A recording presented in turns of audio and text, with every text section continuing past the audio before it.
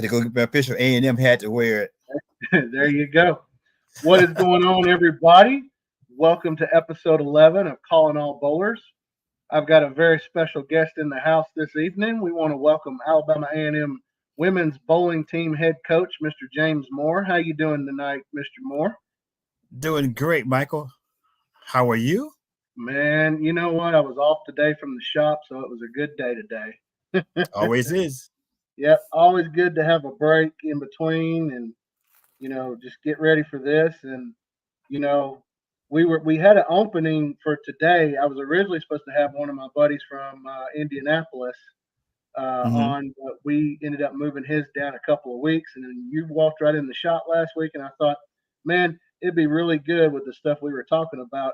Get you on the program here and see just you basically tell your side of the story, being a head coach and all. Okay. So basically, like, how's getting ready for the season? I know you guys are we're a couple of months away from the start. Yeah, we actually start in October, mid-October roughly, and we go through until late March. So we try to play at least 10 events, and which includes the regionals and the championship also. So it's a pretty good long season. It's more busier in the winter time or January, February time because we're trying to play more games. We usually play 4 in the first set and 6 in the second half of the year. Yeah, so it gets to be pretty busy. And of course, weather changes from going hot to warm to cold, and you're traveling in buses, and you're carrying bowling balls and long hours on the road, and it's an adventure. How long have you been coaching the girls team now, James? Mike, this is year 8 coming up. Year 8. So last 7 years. Yeah, year 8. That's amazing. Well, I'm sure we're going to have a lot of stories to get into as far as like your coaching tenure there. But for those that are just now seeing you for the first time, tell everybody about who James Moore is. Okay. All right. So I am originally from Mobile, Alabama, grew up there. I came to Huntsville in August of 1980.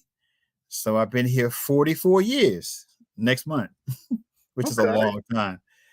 I started bowling by happenstance because I was trying out for the 9th grade baseball team, and I got cut the last day, and I was devastated. All because I was pitching, this guy dropped the ball in the outfield, and the team scored 4 runs. Okay, now I'm not blaming him, but if he catches the ball for the 3rd out, we're not sitting here. Anyway. But anyway, so there was a 8-lane house in my town outside of it. It's called Pritchard, really. And the ball return was on top of the lanes, and it was wooden, and the guy oiled the lanes with a mop, the old-fashioned way, you say. And I just learned how to bowl. I'd come after school and just, the games were 3 for 99 cents. So you could beat that, No. So I started there, and then they started a youth league, the junior bowling. I forgot what they called it back in the day. But it started then, and I started to get pretty good at it. And we actually traveled for the state tournament in 1978 to Huntsville. And it's my first time being here. And I remember staying at the King's Inn on the Parkway and got up that morning. It was a beautiful Saturday morning, looking towards the southwest, and I saw the hills on the Arsenal, and I fell in love with the city then. And didn't know a year later I'd be back here in school. So it started there. The bowling started there, and then I stopped completely. My wife and I I met her on campus. I stopped bowling completely, because I was a diehard fan. I'd be in the bowling lane at 1, 2 o'clock in the morning, just hanging out, not, bowling, nothing great because my friend's dad owned the lanes. And so he would lock the door and you had a bunch of high school kids in there playing music and bowling. And, his dad worked a late shift, so it didn't matter. So we were just closing the place down, right? Mm-hmm. But from all of that, I just stopped bowling altogether because I got busy and started dating and whatever. So for 25 years, I did not bowl, Mike. And when I 25 stopped years. bowling, I had a 182 average. And that was from back in 1979. So when I stopped, I went cold turkey. So when I came back to bowling, it was 2004, and I came up to the lane. And actually, my wife, who was again to go back to school, decided I need something else to do. So she brought me up to the lanes, and that's how I met Chris. Yeah. Okay. And when I walked into the pro shop, Mike, I had no idea about bowling had evolved in 25 years from Manhattan rubber, Johnny Petraglia to LT-48s and those type things to what was on the market then, the cores, the surfaces, the shoes. I had leather shoes from 1977 that I still had. So it took me a while once I got to start bowling in the league and I was watching these guys bowl like, man, I know I could bowl better than this. I can't figure out what I'm doing. I had no clue about reaction, none like that. So I continued to bowl league and I was trying to find some place to go. So I had to visit the Kegel place down in Orlando. And now, Mike, mind you, I'm approaching 50, right? So he's telling these things we need to do and whatever. I'm like, come on, man, I'm too old for this kind of stuff. And so I wasn't still satisfied. I wasn't learning enough. So I went back again. And when I went back, the first thing he said, like, did you do what I asked you to do last time? Honestly, no. So basically I started focusing on that and then it started to come together. And so my best year bowling was 2013, which I actually averaged 231 that year. And I think I shot 300 either that year or the year prior to that. But anyway, it was kind of crazy. And after that, I got involved with the youth because one of the bowlers said, like, she guilted me into it, Mike. She said, like, she said, you guys should be helping these young kids on Saturday mornings. I'm like, I don't have any kids. Okay, fine. So it started from that point, and that's about how I got started with the youth. And from since then, I've been just part of the whole community, man. Yep. So you you talking about working with the kids. Like what was your first year of like coaching the youth programs 20, around 2009. 2009? 2009. Yeah. Okay. Yeah. Of the So, Penn Palace. Yeah. okay. Yeah, I And, remember. I and remember that Penn actually, Palace. yeah. And actually, Mike, I had intended to just, it's Saturday morning, an hour and a half. I didn't mind. I get a chance to enjoy it, talking to the kids. And one of the guys who was up there was Nate. I forgot Nate's last name. Big Nate. You know what I'm talking about? Big Nate. Nathan Briggs. Yeah. And he was up there.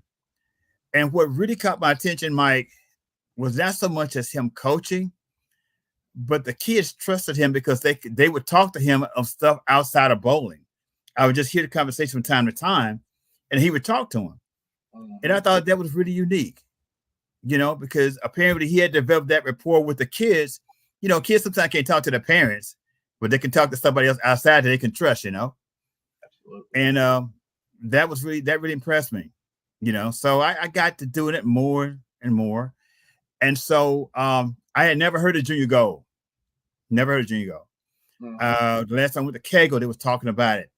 Not a clue. So they started practicing for Junior Gold and up at Penn Palace. And they would come on Monday evenings, and I believe Rusty was his name, big guy, and he would have them out there constant. Yeah. constantly bowling. So that particular year, they had it in Indianapolis, and I decided I try my bronze certificate, for coaching, right? And so I went up there, and the kids who went to junior golf from um, uh, and Huntsville, basically, they did terrible. Out of 1,200 kids, they didn't even break 1,000, get close. And then that's when I came back. I went to Nashville to Smyrna Lanes, and I forgot the guy's name who was up there, but I was asking him about starting my own league. How would they go about doing that? He said, well, just the ask. So I came back, and we had a meeting at Penn Palace, and I talked with Gary Lewis, who really got me in trouble. Yeah. Gary pretty much said, like, yeah, what do you think about me starting my own league? So I approached Wes with it, but Wes said, I think because of them in a corporate or something like that, he said we wouldn't be able to do it like I wanted to do it, which is basically spend more time practicing, because the time was precious because they were business and they got clientele coming in at the league, and I understood that completely. So I just, okay, well, let me ask the Arsenal. And he simply said, well, they've been trying to get one started. So I said, okay, you guys, I said, what kind of league you want to do? I said, I want to do a sports shot league. Now, mind you, Mike, I really had that big a clue what that was all about. So I'm learning as I go along. And so we started with maybe 10 kids, I guess, well, no, it was less than that. And then by word of mouth, because we were after the league on Saturday mornings, they started migrating out there. We didn't advertise it. The kids did it. They did it all themselves. And then from that point, at one point, Mike, we had a kid from every high school in town at one point. But I was talking with Tim today in the pro shop, and those kids wanted to bowl. They wanted to learn how to bowl and learn how to bowl good, not just bowl. And that was really the best group. And since that time, we've been going through a rebuilding stage. And we had some successful kids.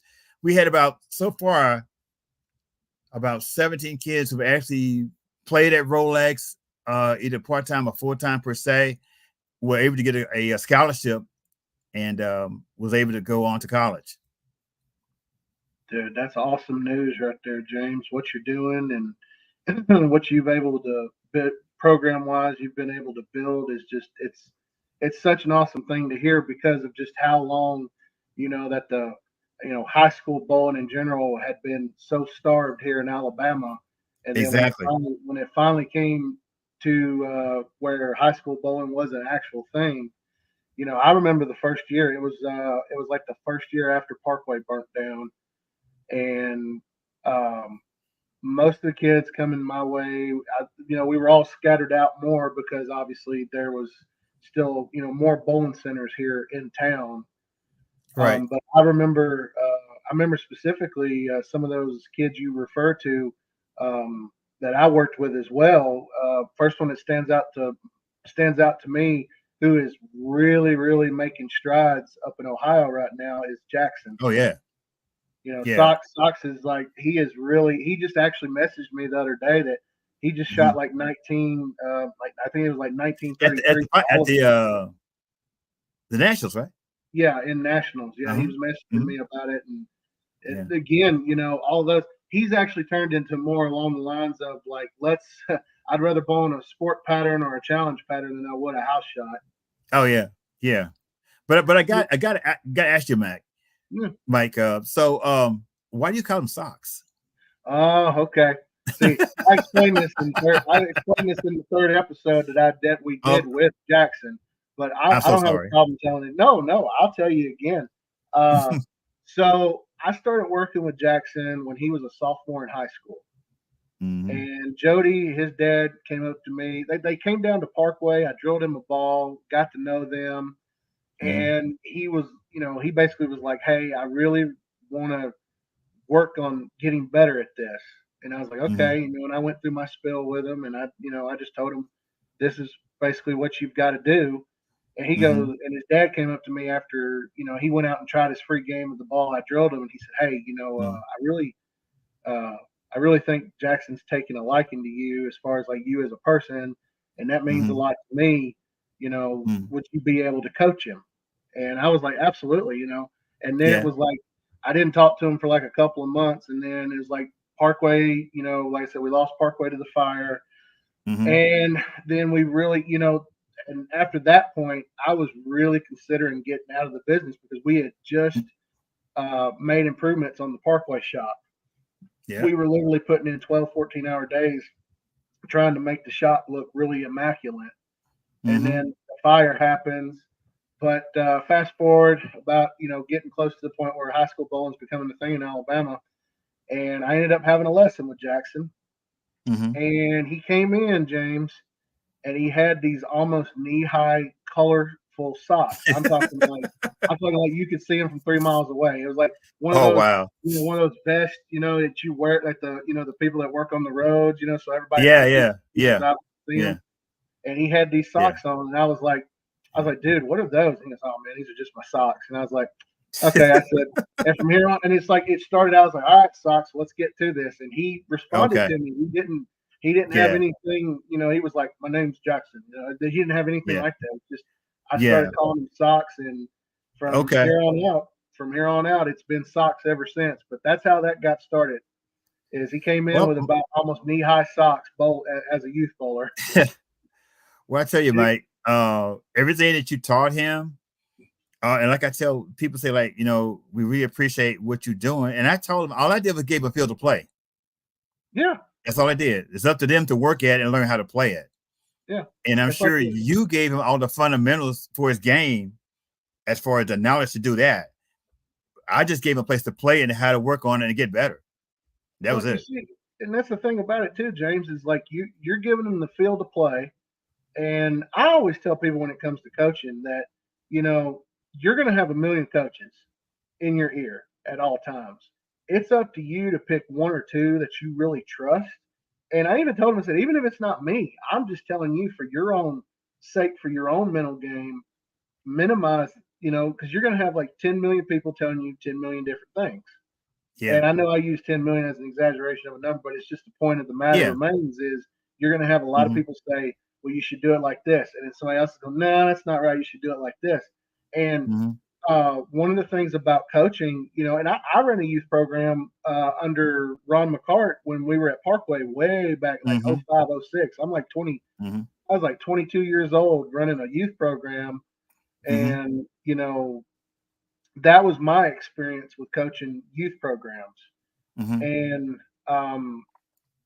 I got through that, and then we did the one with Jackson, and then I always tell people, I'm like, look, if you want to get better, this is how. This is basically you lay, like you just said, you give them a field, you Yeah. give them a field to play on, and then you Yeah. can lead a horse to water, but you can't make them drink it. They've got to Can't make want to him drink drink. it No. themselves. So, Mm-mm. So so yeah, that he brought all that out there. And yeah, I was talking to Jesse and Grant this afternoon, yep, and what Jackson brought was the competition part. He brought the competition, and everybody wanted to be like him, and everybody worked hard to be like him. And no matter what shot I put down, they was game for it. Doesn't hmm, matter. Doesn't matter. So I'm happy to see. I was really happy that they won the state with he and Justin. oh yeah, That was that. He was another one that was a great kid. Hard work ethic, you know, and so nothing else, Mike. I look at it as a community thing. We all play a part in it, and we all look back and proud of the successes that the kids have once they leave and go from here. absolutely. And the thing about it is, it's like it's just I tell people this all the time too, as far as socks goes. You know, I could only get him to so much. And then when he went and bowled at the time it was Martin Methodist, but when he Mm-hmm. started bowling, I told him, I said, look, you're going to get up there and you're going to have Bob and you're going to have Amaletto at Right. your disposal. Like, absorb what they know, because Yeah. they know more than me and you put together, Right. if anything. Exactly. And Exactly. it's like, just Yeah. absorb it like a sponge. And I'll, Mm-hmm. another thing about it is I've always been one to tell kids, especially. I remember personally one time, James, that Mm-hmm. I was coaching, like I was asked to coach an entire team, like do like a little lesson thing, like a little clinic or Yeah. whatever.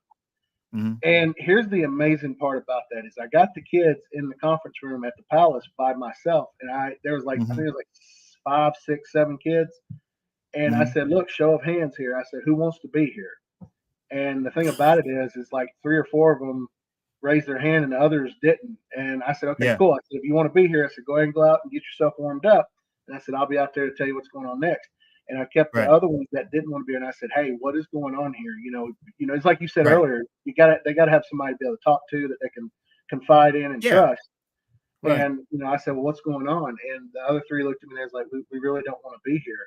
And I said, that's okay, that's cool. And what I ended up Right. doing then is I pulled all the parents in, and I Yeah. said, look, I'm not going to tell you who said what, but I Right. am going to tell you that some of you kids want to be here doing this, and those are the Right. ones that I can help. I have no problem with Right. because they want to be here. I Right. said, but there's a couple of them that have no desire to be here, and Right.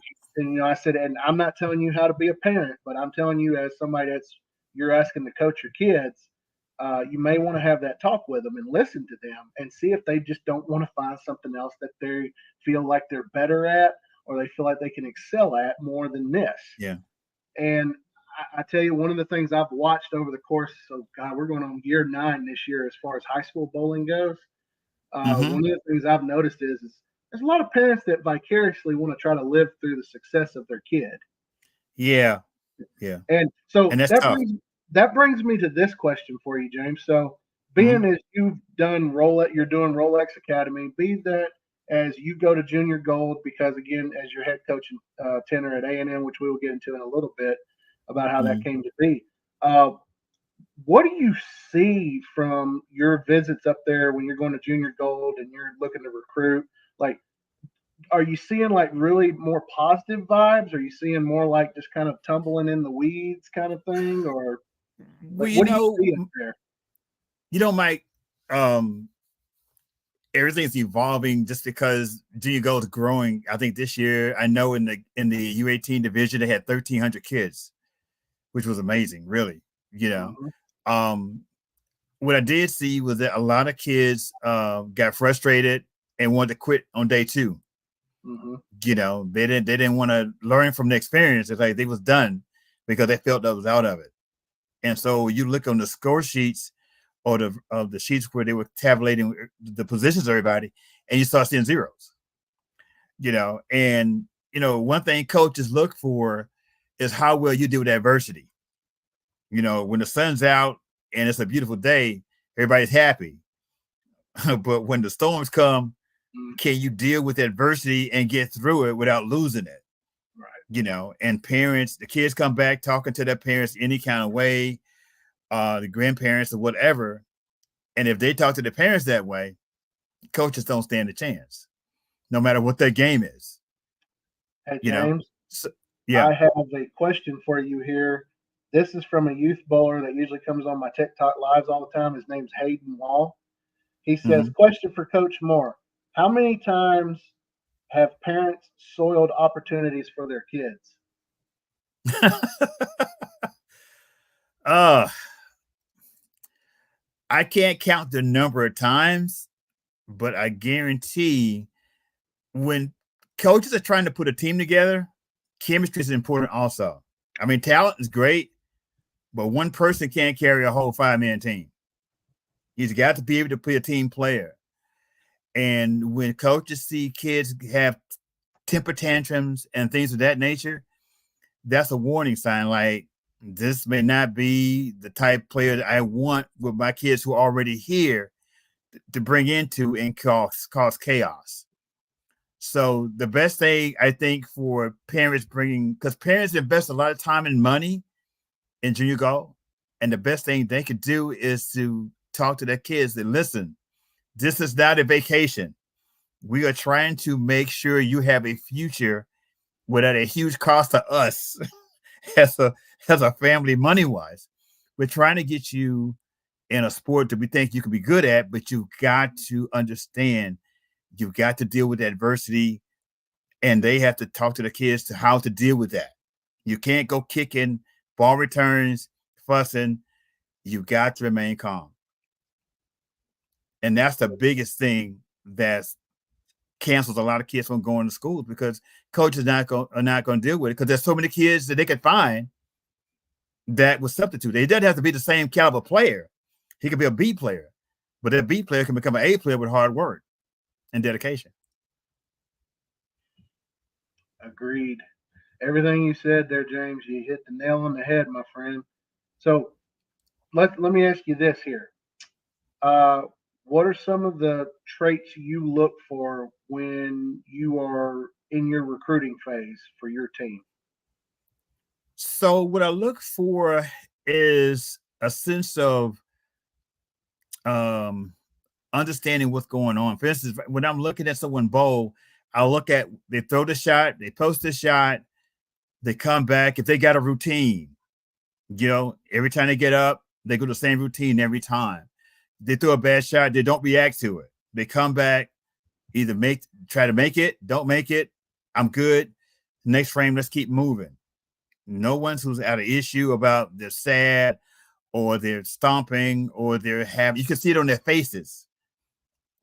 Because the truth of the matter is that you're bowling 4 days, 4 games.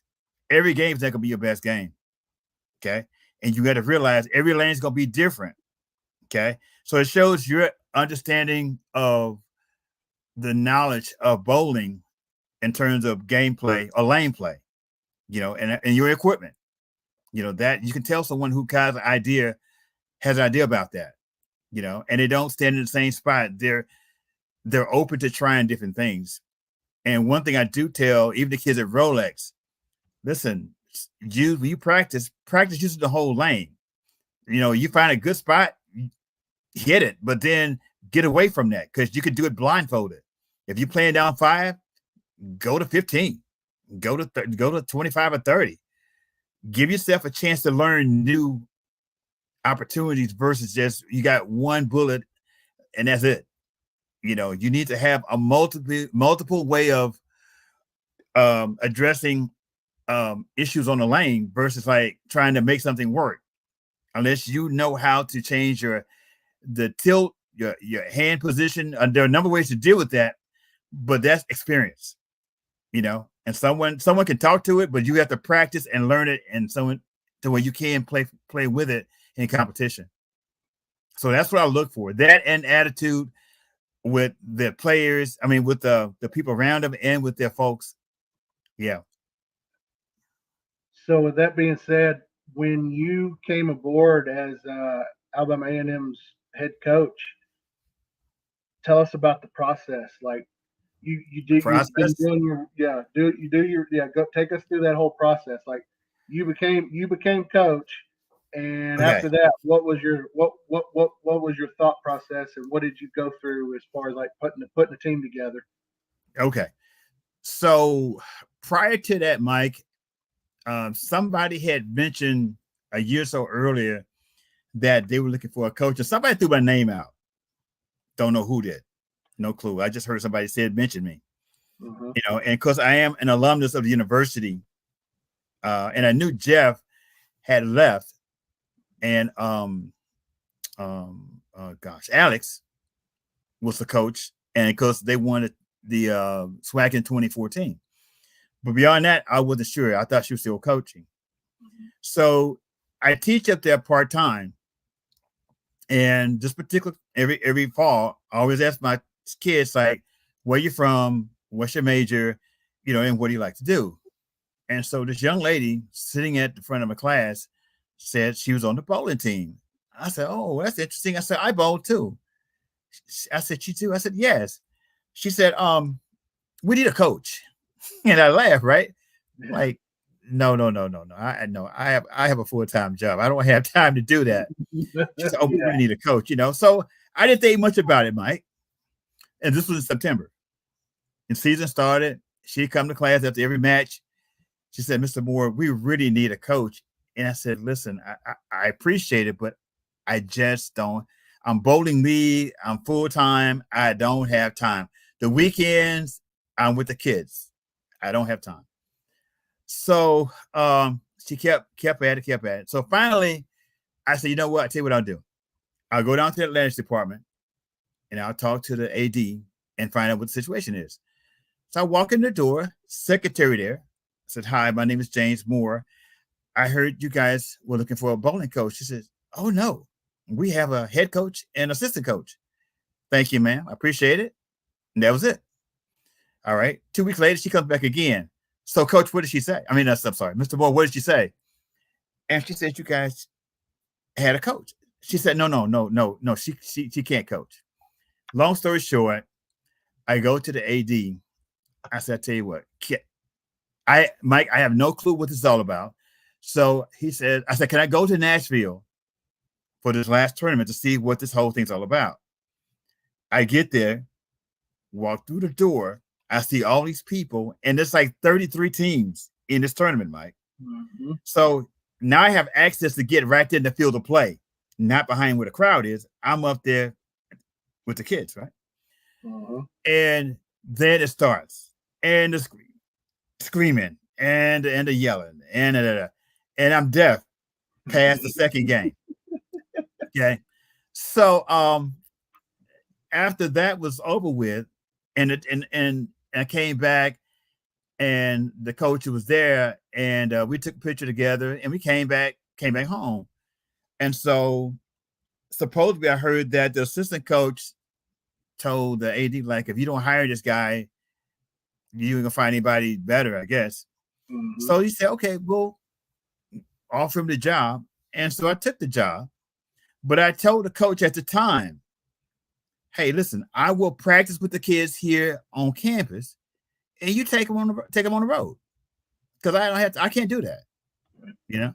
So anyway, it became a point where they hired me full time. Now, mind you, Mike, this was talent at. So I had one person that was Alex had recruited. Mm-hmm. Everybody else was walk-ons. I held a walk-on, Mike. So we had 20 kids show up. No clue. I had to fill out health forms. People had issues with diabetes, and these kids were in terrible shape. I'm like, what has happened? What has happened to the youth, man? It's like, what is going on? Mm-hmm. Had one kid who played track. She had skills. So I got her. And I had 2 left over from the other team. And then that's a walk-on. So the first year, we won, 18 out of 117. Okay. Mm-hmm.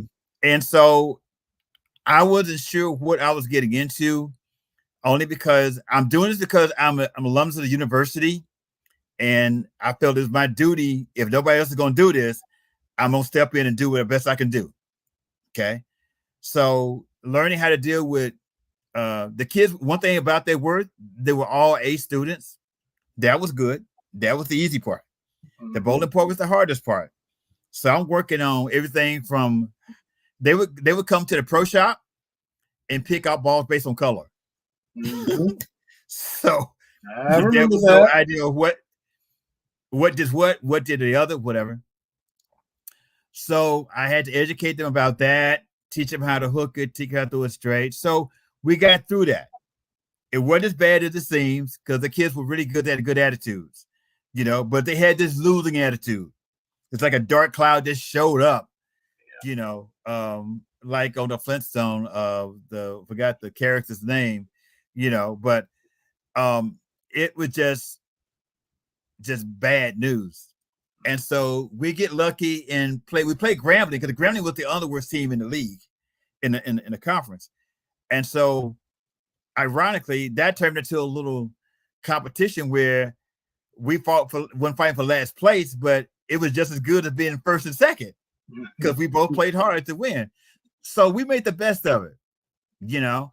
And when my wife decided to come along as the assistant per mom, which worked out really good because I handle things only do bowling only. Some things are not in my job description that I have no clue. I've been married since my wife and I've been together since 1982, and I still don't understand. So I don't. That's her department. That's her department. I don't. No. Anyway, long story short, um, people left, and I started getting people in, but I had a hard time attracting talent. Yeah. That was the thing, because the reputation that Jeff had created and Alex kind of passed on, that connection was gone. Mm-hmm. So it's taken me this long to get a competitive team. And coaches would tell me, like, man, your girls are getting better. Your girls are getting better. Y'all keep at it. Y'all keep at it. We're always the first one to go home and all, on Sundays and whatever. And we just felt like, and I'm asking myself, like, how long is this going to go? But then, Mike, I just kept at it. And the kids, I kept being positive about the whole thing. And little by little, things started getting better. Their game started getting better. They started believing in themselves. Mm-hmm. And then I got a kid from Detroit, and it started changing right there. And she's, the matter of fact, she's in grad school now, and she's got a year to go, but she might be my GA. But it started from that point, and little by little, the talent got better. And then it dawned on me, I bring better talent in, the kids around them play better. Mm-hmm. And so this past season we were 55 and 57 and 59. Which was really a huge improvement. That's a big improvement from year one. Oh yeah, oh yeah, oh yeah, yeah. And well, go ahead. Hayden wanted me to also ask you. He says, "What houses was Coach Moore at for Junior Gold? He thinks he saw you, but he wasn't sure." Mostly at Thunderbolt. I forgot the other ones. Starts with an S. I was just trying to find a house and get there because the logistics was crazy in Detroit. But I know it was at Thunderbolt a couple times. Yeah. Mm-hmm. The rest of them was like late at night and get in there and find the bowls I'm looking for. So Junior Gold is a matter of mental stress, logistics, and you got the family with you, it's even more. Because when I was in Dallas a few years ago, it was 110 degrees during the daytime, and the lanes were running out of ice, and it was an adventure in itself. But if you can get through that all 4 days and come back sane, you've done a pretty good job, and you played well. You should pat yourself on the back, because that's really good. That's a really good job. Yeah. So, with now that you've went through, like I said, you've gotten the program to again, you've gotten it to being more stabilized as the years have gone by. So, recently, and you and I were having this talk last week about NILs coming into play. Yeah. Let's try to keep it like brief here on some of these. So the first thing I want to ask you is as a coach, what are your thoughts about NIL? And secondly, has this become a good recruiting tool to come into play, or has it worked to you in a disadvantage? Well, my parents always want to know, how much money can you give my kid to go to school? Mm-hmm. And bowling is a non-revenue sport. Mm-hmm. So they branded it. So they give you a budget to work with, and you do the best what you can with that. You hope that they have good grades and in high school, and they make a good score in the ACT, because at A&M with a 23 on ACT, you'll get your tuition paid for. Mm-hmm. For every year, renewable every year, but still it's paid for. Okay, so you got to room and board. So when I get a kid like that, I try to get as much money for room and board so that it covers at least 80 to 85% of the cost. Okay. And as she goes every year, as people leave, money becomes available. I try to up that. If she's performing well, I try to up that to where it covers maybe 90%. So when she graduates, there won't be a whole lot of debt behind her.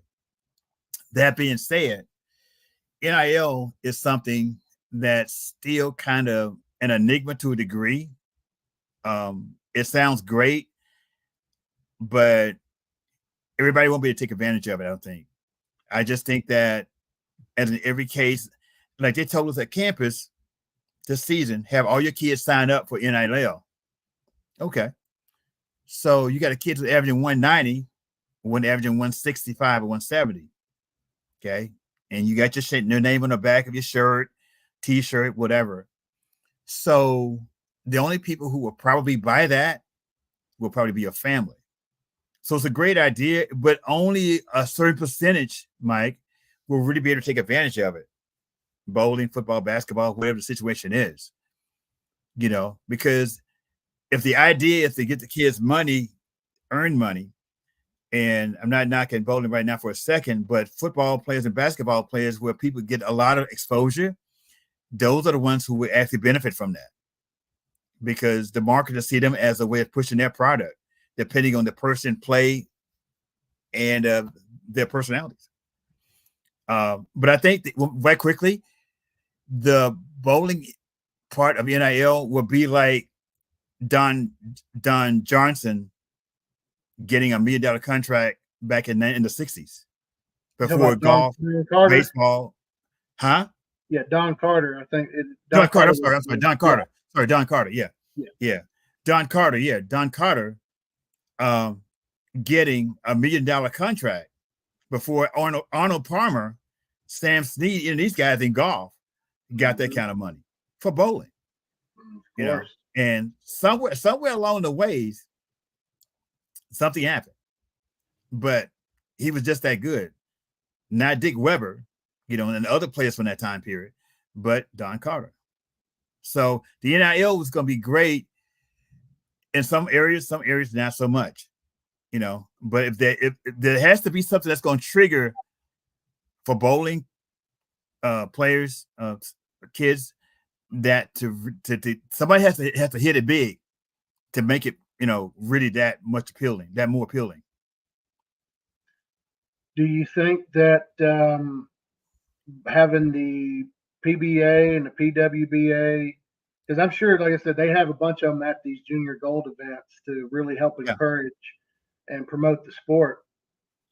But do you think that it'll ever be taken serious on more than the level that it is right now? Because most of the events that are like there's an event that's taking place in Houston right now that Melanie was telling me about. There was the doubles tournament, PBA and member and a PWBA member team up, and they're only on Bowl TV right now. Okay. Do you ever see any of this actually really getting as big as, like, say, the PBA on Fox, stuff like that? Yeah. Do you see that potential? Okay, so let me say this, that ESPN, the SWAC came up with a way for ESPN to go live with the SWAC championship this past season for the first time ever, because they would delay it for 2 weeks and then show it. But the numbers that came out for that time period for those 2 hours was like 28,000, viewers. Yeah. Now there ain't a whole lot of viewers, but for SWAC players on TV, that's a good number. It's a good number for starters. It wasn't like a completely bomb. It's going to take, while Bo TV is good, I think it has to be more focused towards something else. Say PWBA, the PBA, because it has to be something that to get the attention of the youth as a whole. I think, as I said, you and I talked about the PWBA. I'm sorry, the college being like a farm system for the for the PWBA, which I think is good. I think it's just going to take time for it to mature to where the kids who are young now get older, and it might evolve to that point, but bowling has a hard time to being identified as a serious sport, you know, Correct. and part of that is that, and it could be generational, going back to Don Carter back in those days. um, Bowling was like a middle class sport, a blue collar kind of thing, Mhm. and if you go up to Milwaukee, anywhere in the Midwest, lanes were everywhere. Every other block, so many blocks, people were bowling. It was a thing. It was a community it kind of thing. It might have been the social media of its time, Mhm. you know. But these people all became older, and other things became more prevalent. And so by the time I got to be in high school, the dynamics were changing, And so bowling went to that period in the '80s that it kind of lost its way, Mm. and I think it's coming back around now. But that was like a 25-year gap between 1980 and 2005, you know. So I think it's just a matter of how bowling is being promoted, and it needs more PR than what it has, I think. And you're saying that as of right now in the current, like the current state. Yeah, Okay. in its current state, I think the future's promising. I just don't think they have a blueprint to go by, Yeah, Barry Thompson right because here says big part of Mhm. that drawback then was the mechanization that was going on. Yeah, I I agree with mean, that. he's correct because a bunch of these tournaments, you go back and look at the highlights in the '70s. $10,000 for a 300 game was huge. And Oh then yeah, I remember when I think it was Petraglia or it was Albee. One of them, I mean, they both shot 300 on TV, but I think one of them shot 300 and it was worth $100,000. yeah, yeah. It And was. so the money back then, and it's like there was nothing like the tournament of champions um, was worth I think $150,000 at one point. Now you see stuff like 25, 50,000, stuff like that. So it's kind They're of like having trouble attracting major sponsors, and and and maybe bowling has this thing where every Saturday afternoon when I was in high school was ABC PBA bowling from 1 to 3:30. Then Wide World of Sports came on after that. And we were locked in because we would know it. Like Jimmy Certain, who's from Huntsville, I yeah. didn't know it until I got here that he was from here. So we were identifying with these people growing up, but that kind of went away. Okay, and so now Mhm. what you have is Randy Peterson, which is a nice guy. I actually met him in person down at Kegel. But now what you have is a lot of other things going on, and bowling's kind of falling to the side.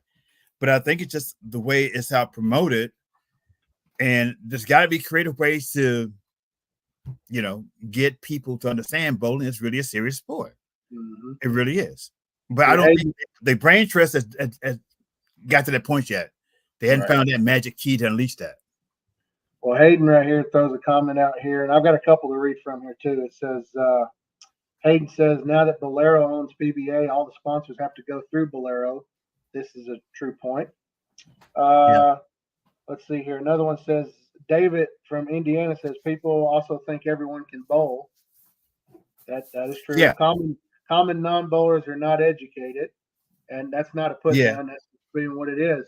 And it's kind of like what you said too when you had a bunch of walk ons, doing tryouts and stuff for your first year team. Right. They're not. It takes a lot to get organized, and I think Yeah. one of those, and it's one of those points that Melanie was talking on last week on our last week's episode when she was going to become she was wanting to be a head coach over a collegiate program herself. Mm-hmm. And one of the Mm-hmm. things she asked the athletic director was, "Is this just a filler, or are y'all really going to, you know, Try put to some try thought to make into something. it and try to be Yeah. something?" And Right. that was one of the things that convinced her, like, because she was kind of like, if it's not going to be, she's not taking the job. But they Right. said that this is what it was. They want to build something, and so that's where it really convinced her to go all in with it. Yeah. And that's it. You have to have the back of the university was like, okay, we just need somebody to, I remember the AD told me like, listen, just keep them out of my hair, pretty much, But I mean, that's the part that athletics, what they do, what they can, but they don't support it like the other sports because once again, we are non-revenue. Mm. So you find a way to create revenue, you have our attention. So, in your opinion, how does that change? How do you generate revenue? Well, first of all, the PR stuff really helps a lot, but I think it's going to take the PBA and the PWBA, excuse me, to get involved on a grassroots kind of thing. They're going to have to go down to the kids level or the college level where they came from and do more interactive stuff. That's a start. Once you start doing that and they start seeing it, and these kids see them because most people who bowl youth don't think about playing pro. You know what I'm saying? If you're playing golf and people say, you got a great game with some practice, you'll be pretty good. You know what? I can make a little money if I think I am that good and can get the coaching, maybe.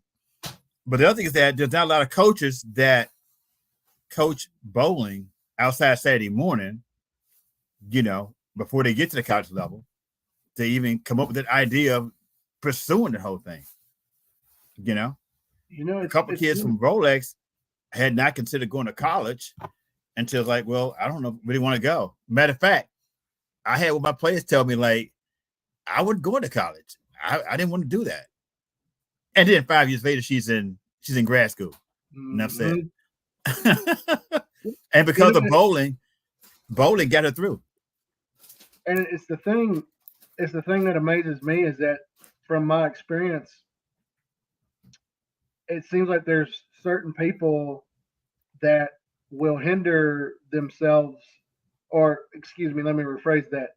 They will hinder the sport from being grown because of that negative perception. Yeah. And it's basically like, oh, well, this is how it's going to be. There's nobody that's really stepping up and saying, hey, let's move the needle. Let's try to do something to move the needle and get this to grow into something. And that's it, Mike. The heyday back in the 60s when people bowled, and I've seen videos of back in the 50s, that lanes were just full of people bowling. And they were amazed at people like Don Collar and people of that nature because of how accurate they were. I remember the first time somebody shot 300 when I was in high school, man, he was a celebrity because they had never seen one done, and people just thrilled, and they came every now and then, and now people shoot 800 like shooting 600, like it's nothing, Yeah. And that's not knocking that person's skill, but the harder things like golf is really hard in hitting a ball so far and being accurate and then making a putt and trying to make money because that's hard. Bowling is hard on sporting on conditions because everybody's chasing the same rabbit in the same field, and they're trying to play best they can with what area they have to find some way for the ball to react and stay consistent with speed and rev and the whole 9 yards. So it's going to take something major to occur. But I think if the PBA and PWBA do more interactive at the grassroots level and get more interest that way, I think they would be better off. And I think that would really help the sport grow better. Well, I can tell you this, James, the little things that you're doing here with the Rolex Academy, going up to junior gold and recruiting for your girls team at Alabama A&M and everything else that you've done. I mean, that's it's no reason that it's the stuff is happening like it is. And every little bit, every little bitty thing that happens is, it always helps the cause. So, it's awesome what you're doing, James. And I just, keep on doing what you're doing because, it is seen in a positive light, and I know there's not a whole lot of positive light sometimes in this sport like Yeah. there is. So just keep doing what you're doing, James, and you know. Well, Mike, it's a community. Mm-hmm, It's a community thing. We all play a part of it. Like I said, we talking about Jackson, and some of the other kids that's bowled there in the past and whatever, and went on to bowl or graduate from college and make a impact on someone else's life. So I like to think it's that paying it forward, and sometimes you won't see that till years later, and when mm-hmm. you see that, you realize, you really did do something, even though you don't think much about it. But who knows what seed you planted that took a while to actually grow, that you might see sometime later down the road. And that's a really great feeling. And Absolutely. that's what keeps me going, really, is that trying to make at my age now, just trying to make a positive impact on young people who actually want to try, who's pushing themselves, and support them. And hopefully they will do that. And maybe one day I'll be in the airport and somebody comes up to me I don't even know with a beard. And it's like, you who? Okay. So that's what I'm saying. So that's what you got to look forward to. Mm-hmm. So you said that you've met some pros like PBA and Yeah. PWB, right? All Mm-hmm. right.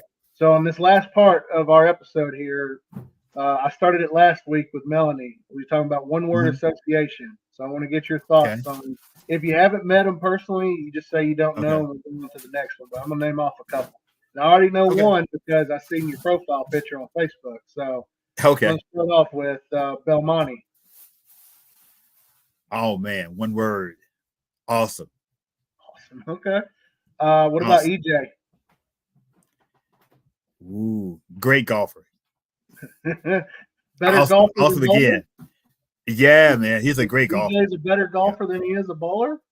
Let me tell you something. They came to Rolex in 2018, 19, somewhere in that time period, before he became the person he is now, right? Mm-hmm. And I went to play golf with he and Ronnie Russell and AJ and Gary Lewis out at Trent Jones. Mm-hmm. Man, for a small guy, he can smack it. So yeah, awesome twice. Okay. I should say All amazing. right, let's see here. PWBA for a couple of them. Deandra. Um, Taskmaster. Okay. Let's see. AJ Johnson. Smooth. Smooth. Yeah. I tell you what, let's do this because I'm running out of names that I know for a fact you've met, and I'm trying not to name off anybody you haven't met. So why don't Oh, you tell us a couple, and you tell them what the one word is that you would describe them.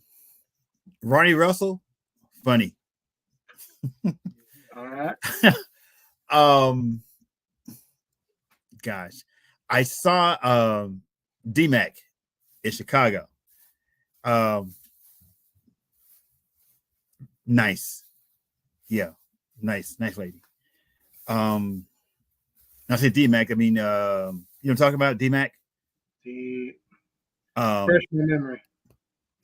oh gosh. I probably feel like an idiot once you say who it is. McEwen, Danielle McEwen. Oh, Danielle McEwen. Okay. Yeah, she called herself D-Mac online. Okay. Yeah. What'd you think of her? Yeah. Yeah, she's really nice. Really nice. What about Marshall Kent? Pete Weber. Oh, okay. Interesting. Okay. Let me tell you about Pete Weber's story. Okay. Right. So the first time we went to Kegel, Yolanda and I went, and we got there late in the morning. I mean, late at night. So we got there at about 4. They started at 8:00. We coming out the hotel. We get to the elevator. Mm-hmm. Guess who's in the elevator? Pete Weber. And Pete Weber was nothing like his TV persona. He was completely different. He's honest. His TV portrayal is one way, but in real life, he's just not that way. He just does it for the show. He's a nice guy, Mike. He really is. Yeah. So if you're gonna say one word for PDW, it's gonna be showman. Showboat. Showboat. Okay. Showboat. Showboat. Okay. Yeah. Showboat. Okay. Yeah. Yeah. Let me see here. A couple of them are asking. Let's see. Have you ever met Tom Smallwood? And if you have, what's one word? No, I've never met Tom Smallwood. Okay. What about Sam Cooley? No, I have never met Sam Cooley. No, Okay. I've seen him at Junior Gold, but never met him in person. No. What Every about? time Keiko has a event, they bring a pro there. So let me tell you about gosh, Tommy Jones. Tommy Jones. Okay. Tommy Jones. Okay. Tommy Jones. Very low key guy. Low key. Mm-hmm. You're quiet. Yeah, but a great bowler. Ryan Page, Rhino Page. Mm-hmm. Rhino Page, great kid, nice guy. Yeah. Hayden wants to know: have you ever met Walter Ray? No, I have not. What about Michael? We know we're the same age. We're the same age. Okay. What about Michael Haugen Jr.? No, I haven't met Michael Haugen, but I can't think of the coach's name of one of those schools in the Midwest. Who's a bit, huh? Oh yeah, the red hit. Oh, sorry. Gosh, the two-handed guy with the afro. Oh, you're talking about Kyle Troop. Kyle Troop. I'm sorry. Yeah, I couldn't think of his name. Yeah, Kyle Troop. Met him in Louisville last spring. Yeah. Night. Yeah. Kyle, one word. Yeah. Outrageous. Outrageous. Outrageous. Outrageous. Outrageous. Right, yeah. Well, yeah. James, just want to say, man, dude, this has been really awesome with you coming on here and telling us about, coaching a girls team at the collegiate level, and your junior gold, and your Rolex Academy program. Dude, this is great things that you're doing, and all I just want to say is, man, keep on keeping on, my friend, and maybe in a couple years you're gonna be like, hey, Mike, just so you know, like now I'm 59 and 57, or I'm 61 or whatever, and I'm hoping that's the case, Mike. We do this again next year. I'm hoping that's the case. Yeah, man. Well, like I said, it's been an absolute pleasure talking bowling with you, and NILs and collegiates, and I thank you for giving me the opportunity to actually do that, Mike. I really appreciate it. I didn't know you had this online, but I heard your interview with Melanie last week. Yeah, and that was really good. And once again, Mike, it's all about the community as a whole. And honestly, Mike, I could not have done this without my wife. She has supported me from this idea of being a coach at Rolex. She said when we first got into bowling here, she said, I want people to know, and she'll tell you this, that when we walk in the house, people know who we are. Okay.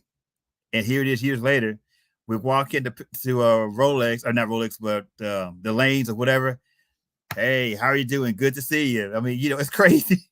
It's crazy, man. But a lot of that might comes from bowling at Penn Palace, and when you were at Parkway, and like I said, you're part of this whole chain, man. Not about me. It's the community, and because of that, we're thriving, and we can continue to thrive even more as you keep doing what you're doing. Because I see things that you're doing online. And that's really great. So thank you, James. I appreciate that too, my friend. Just again, this is taken off in 3 years, and it was. I tell people all the time that this whole damn good average bowler thing was a stupid idea that I threw against the wall and it stuck. There you go. That's how you do it. And ironically too, another thing that you may or may not know about it is you could thank Jackson for it too, because he's the one that put the name in my head. He did. He put the name in my head and it stuck. And here we are now doing these. And We got 2 podcasts we're doing. Like I said, calling all bowlers, and then we've got the Damn Good Average Bowler podcast. And Yeah. before we get off here, I want to let everybody know what we've got coming up here soon. So we're going to have our next Damn Good Average Bowler podcast episode on not tomorrow, but next Sunday. We're going to be talking to Melanie Christine. She's one of the local bowlers here. She will be our first lady bowler on that particular podcast. And we got a bunch of we got 3 more calling all bowlers coming up here in the month of August. So stay tuned for that schedule. I'll have that posted real soon. And again, guys, James, do you got any kind of social media people can follow you at if they want to inquire with you about, wanting to inquire to you about A&M and the bowling program there for their daughters? Yeah. My email address is james.moore@aamu.edu. You can reach by email there. And then Rolex Junior Bowl Academy is on Facebook, and AAMU Lady Bowling Bulldogs on Facebook. You can find us on Facebook. Okay. We do stream live doing competition, and we appreciate the support from everybody, because it's my job is to try to make it the team as noticeable as possible. And Mike, maybe one of these days I would like to have you maybe talk to my anchor bowler who's from Vancouver, Washington, who's very unique, and I think you might find an interesting conversation with her. Hey, that's one of the things I'm trying to do with calling all bowlers is I'm actually trying to do interviews with everybody from all 50 states in the country. So yeah, okay, I get somebody from Washington. Yeah, we'll look into that most definitely. Okay. Well, you guys heard James. If you want to go visit those links and check out and have any inquiries for him, check those out.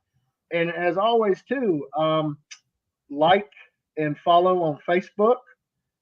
Subscribe to the YouTube channel here for Damn Good Average Bowler, and on TikTok. Follow if you've not done so already. And also subscriber program on TikTok. If we get to 50, we're going to be giving away a free Damn Good Average Bowler sublimated shirt with the DGAB logo on it. So again, right now we're at 29. We're looking at another 21. So if anybody's not subscribed already, go subscribe to me right now on TikTok. It's just $2.99 a month, and you can get it cheaper than you can a Happy Meal at McDonald's. Okay, Mike, I like that. I'm going to help push that. Yeah. I want to say also that my Facebook page is James It's Fun Being Me More on Facebook. You guys heard him. Y'all go check him out, give him a follow, and talk to him on Facebook if you got any inquiries about collegiate bowling. And until next time, like I said, we will see you guys next Saturday. And until next time, James, it's been a pleasure. Thank you for coming on here. Same here, Mike. Thanks so much, man. And we would be talking soon. All righty. You guys have a wonderful evening. We'll talk to you soon. Sure thing. Bye-bye.